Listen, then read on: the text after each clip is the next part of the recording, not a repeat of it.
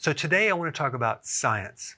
Okay, you've heard of the concept, well, it's backed by science, or you'll hear the phrase, well, the science is settled. We don't need to keep looking at that because we already figured it out. We've done enough research. Like, for example, on the whole concept of fat being bad, and then now it's good, right?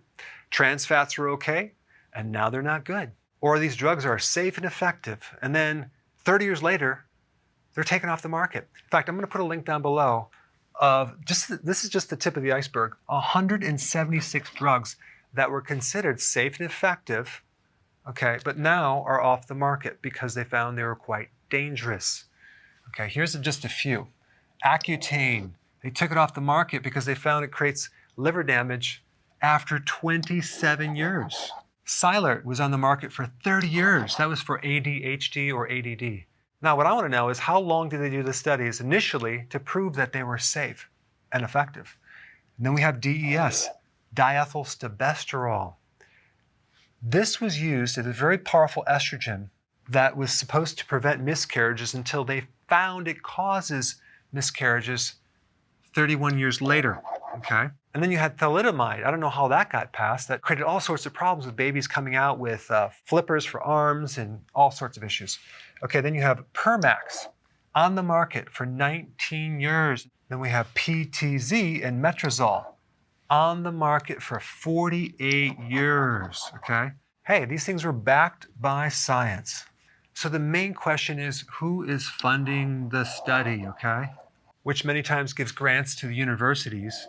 And then you have industry, which then also funds the universities. And then you have a few nonprofits that do research right here.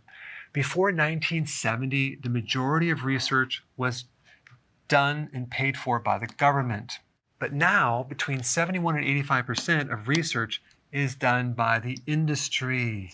And a lot of times, industry will partner with the government to do research, especially when we get into R&D. So a lot of the initial R&D money for new drugs is sponsored by the government, which really you're paying for. It's your taxes. Of course, you have drug companies that mark it up by 1,000%, making massive amounts of profit. I mean, one drug for Hep C costs $84,000 for a 3-month dosage in the US. In India, it's only $500. And then you and I end up getting stuck with the bill for their research. And then we allow industry to pay certain individuals who sit on boards and committees that regulate a lot of the guidelines in our healthcare. And of course, not to mention the medical journals, which depend on industry money for their advertising.